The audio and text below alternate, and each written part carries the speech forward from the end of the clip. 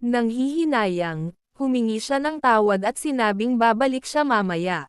Habang naglalakad siya palayo, iniisip niya kung paano niya dapat tingnan kung may gastos para sa muling pagsusuri at kung paano siya nakuha, lahat dahil sa singsing na ito.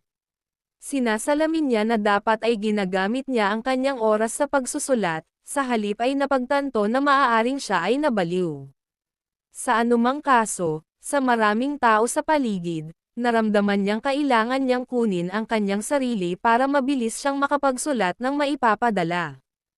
Nagtataka siya kung mayroong anumang mga paksa na maaari niyang isulat at nakatanggap ng isang abiso sa laro na ang natatanging awtoridad ng mata ng bulag na Diyos ay naisaaktibo, kasama ang mga target na sinusuri. Nagpahayag siya ng sorpresa, na sinasabing gumagana ito sa mga tao, ngunit totoo ba ito? Habang sinusuri niya ang mga detalye ng isang random na tao at pagkatapos ay sinisiyasat ang isang buntis na babae, nagkomento siya na hindi niya maaaring tanungin ang mga tao sa paligid tungkol dito at na siya ay tretuhin na parang baliw. Bigla niyang napansin si Siang Miri na nakatayo malapit sa isang poster at tinitingnan niya ang mga detalye nito, iniisip kung ano ang nangyayari. Sa tingin niya ito ang unang pagkakataon na makikita niya ang pangalan, ngunit may nakakakilabot. Naguguluhan, lumakad ito patungo sa kanya, sinusubukang pigilan siya sa kanyang pag-iisip. Sinasalamin niya na ang pag-usisa ay maaaring mapanganib para sa isang may akda at magalang na nagtatanong kung nakakaramdam siya ng pangingilig ngayon. Nagtataka si Yu Il-shin kung ano ang dapat niyang itanong sa kanya at kung tatanggihan ba siya. Habang sinusubukang kausapin si Siang Miri, nagtataka siyang nakatingin sa kanya habang nagtatanong kung hindi ba siya kinikilig ngayon. Naniniwala siya na nagtagumpay siya sa huli, na pagtantong kumikilos siya ng sira-sira, at nakikiusap sa kanya na huwag siyang ituring na kakaibang tao. Kapag siya ay nagagalit, iniisip niya na parang hindi niya ine-entertain ang mga ganoong kaisipan. Iginiit niya na hindi siya isang uri ng weirdo, nag-iisip na magsabi ng isang bagay na mas kapani-paniwala, at hindi siya magtataka kung siya ay dadalhin ng pulis sa bilis na ito. Nang magsimulang magring ang kanyang telepono, humingi siya ng paumanhin, na nagsasabi na ang kanyang telepono ay nagriring, kinuha ito mula sa kanyang bag, at nagpahayag ng kaganhawahan ng matiyak na ang tawag ay mula sa kanyang kapatid na demonyo. Nabigla, nagmamadali siyang tumakbo palayo, ipinaliwanag na kailangan niyang tanggapin ang tawag na ito. Habang nakatingin siya, lumabas siya ng gusali, sinagot ang tawag, at nagtatanong kung saan niya dapat makilala ang kanyang minamahal na pamangkin.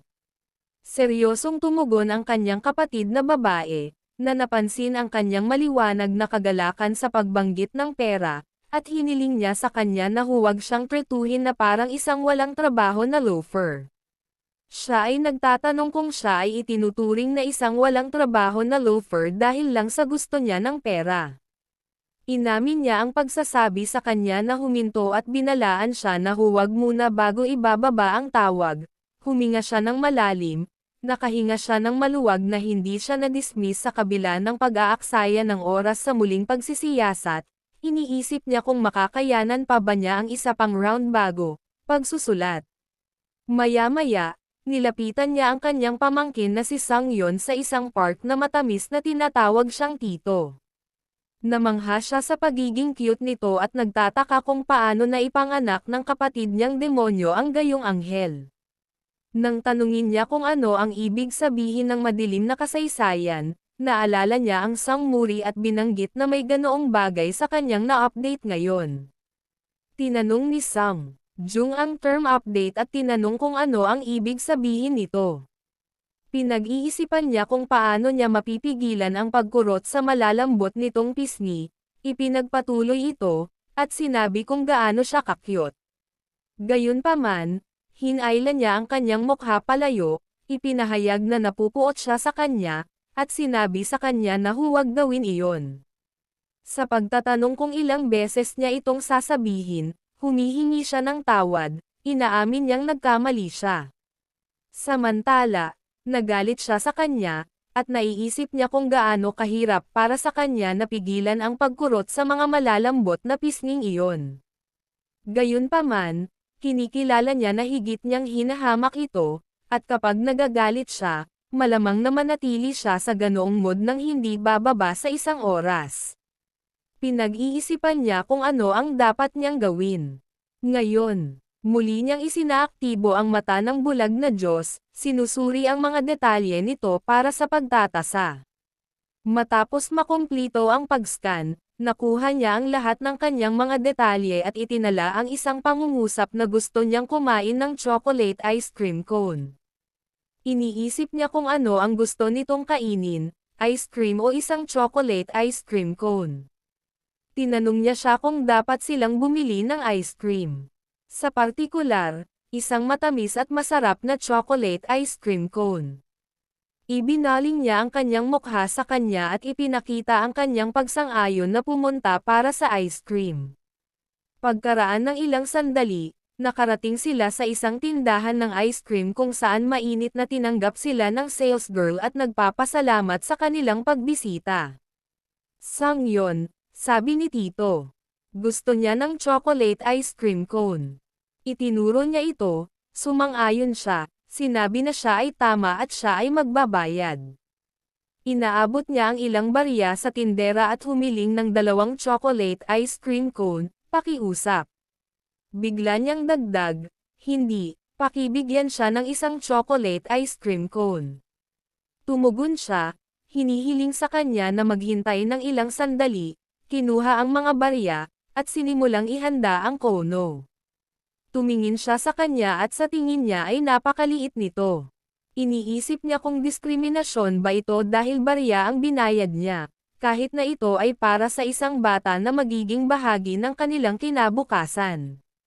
Tinitingnan niya ang kanyang hintuturo, napagtantong hawak niya ang kanyang remote control, at ibinulalas ang pagdurog ng Diyos sa isang daliri. Sa pagpapatuloy ng kanyang mahika, iniisip niya na tila kailangan niyang ipaglaban ang sarili niyang mga karapatan bilang isang mamimili. Ang ice cream ay nagsimulang bumuhos sa cone ng tuloy-tuloy at iniisip niya sa sarili na nagsisisi siya. Inabot sa kanila ng sales girl ang ice cream at nag-enjoy naman si Sangyon habang nakaupo sila sa garden. Tinanong niya siya kung maaari siyang makagat. Siya ay tumanggi at kinuha ang kanyang kono. Sumagot siya, ayos lang, at pagkatapos ay kumain, at ipinagpatuloy niya ang pagkain. Nagkomento siya kung gaano kapayapa ang araw na ito habang nakatingin siya sa langit, ngunit bigla siyang nakatanggap ng mga mensahe ng babala. Inilabas niya ang kanyang telepono at tinanong kung ano ito at natuklasan ang isang abiso na ang pamagat na malupit na pagpatay ay na-activate na. Dahil sa pag-activate na ito, ang swerte sa labanan ng hindi kilalang Diyos ay lubhang nadagdagan. Pinag-iisipan niya ang taong tumatahak sa landas ng malaking kasamaan at kinikilala niya na lalamunan niya maging ang katotohanang nararanasan niya upang maging tunay na demonyong Diyos. Samantala, nahulog ang kanyang ice cream at paulit-ulit silang nakakatanggap ng mga babala. Sa pag-inspeksyon, nakita nila ang isang halimaw sa harap nila. Naalala niya ang sinabi sa kanya ni Siyang Muri na hindi niya alam kung gaano siya katagal makakapit, kaya kailangan niyang pumunta ng mabilis. Sinuri niya ang mga detalye ng halimaw at nalaman na ito ay thornbull. Naglalayong makakuha ng pagka-Diyos sa pamamagitan ng paglamon sa hindi kilalang Diyos, naglunsad si Siyang Miri ng pag-atake sa halimaw. Lumipat ang eksena sa tulay kung saan siya nakatayo na nagmumuni-muni sa thornbull at nagmumuni-muni sa hindi kilalang Diyos. Iniisip niya kung gaano hindi kilalang Diyos ang kanyang palayaw at Godmaker, at walang alinlangan na ito ay kasunod niya. Hindi ito nangyari ng nagkataon. Naalala niya na pinayuhan siya ni Siyang Miri na tumakas, at may mensahe noong namatay si Thornbull, na nagsasabi na nalampasan niya ang pagsubok at ang malupit na pagpatay ay tumaas ng isang ranggo. Tinitingnan niya ang kanyang telepono, iniisip na ang lahat ng ito ay dahil sa teleponong ito at sinusubukang itapon ito sa tubig. Gayunpaman, nakakakuha siya ng isang abiso tungkol sa santo. Nagsusumamo si Sainte sa hindi pinangalan ng Diyos na humihingi ng awa upang iligtas ang kanilang tribo, ang banal na dalaga ng tribong itim. Habang ang mga sundalo ng imperyo ay naglulunsad ng pag-atake sa kanila, ang pinuno ng mga sundalo ay nagtatanong kung naniniwala sila na makakatakas sila mula sa mga sundalo ng imperyo. Nakatanggap si Yulshin ng mensahe mula sa santo na humihingi ng tulong sa kanya. Naalala niya ang pangyayaring may tinak na toro at pinag-iisipan kung ganito ba ang itsura niya noon. Ipinagpatuloy ng mga sundalo ng imperyo ang kanilang pag-atake, na nagpapahayag na dapat tanggapin ng tribo ng may pasasalamat na sila ay magiging isang pagpupugay sa kanyang kamahalan na emperador. Sa pagmamasid sa lahat ng mga lumalaban, si Yulshin ay nakatuon sa pinuno, na sinasabi na ang langgam na ito ay medyo malaki. Inatake niya ito, pinatay, at nakakuha ng mga gintong barya. Samantala, nakatanggap siya ng mensahe mula sa santo na nagpapahayag ng pagnanais na malaman ang tunay na pangalan ng hindi pinangalan ng Diyos. Siya ay nakaupo sa tulay at bilang tugon ay tinatanong ang kanyang pangalan. Sabi niya, Yulshin. Pagkatapos ay ipinahayag ng santo na sinasamba nila si Yulshin. Habang pinoproseso niya ito, nakatanggap siya ng abiso na nakuha niya ang titulo ng isang mabait na Diyos, isang maawang manunubos. Nagulat, nakatanggap siya ng isa pang abiso na nagsasaad na siya ay kasalukuyang nagtataglay ng mabuti at masasamang titulo ng Diyos. Dahil sa impluwensya ng paggamit ng mabuting titulo ng Diyos, ang kanyang hilig ay lilipat na ngayon mula sa kasamaan tungo sa neutral. Bilang unang pagkakataon na espesyal na bonus para sa pagkuha ng magandang titulo ng Diyos, bibigyan siya ng 100,000 gramo coin.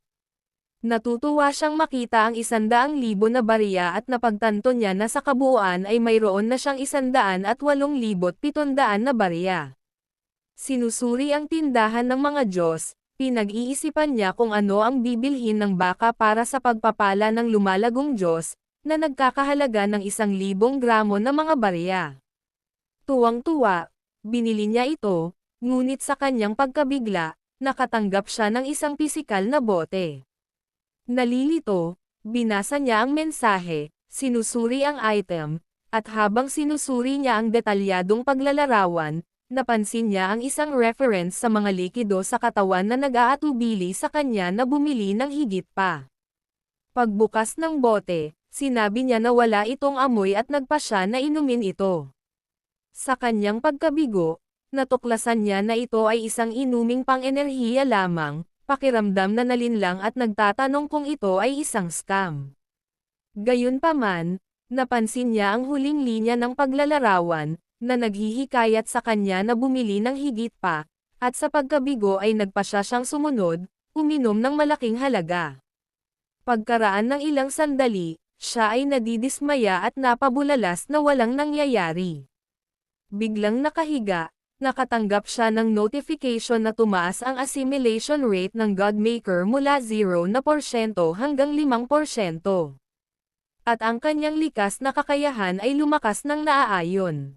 Pagkaraan ng ilang oras, nagising siya na nakakaramdam ng pananakit ng ulo, lumilingon sa paligid, at nagtataka kapag nakauwi na siya. Sinulyapan niya ang kanyang telepono, naalarma siya nang makita ang isang pulutong ng mga langgam na gumagapang sa kanya. Dahil sa takot, kinwestiyon niya ang biglaang pagdagsa ng mga langgam at nakatanggap ng mensahe na nagsasaad na dahil sa tumaas na assimilation rate, ang larangan ng digmaan ng Godmaker ay na-upgrade. Desperado siyang makatakas, sinubukan niyang buksan ang pinto, ngunit naguguluhan siya. Samantala, hindi mabilang na mga langgam ang lumalapit sa kanya at may kumagat sa kanyang paa.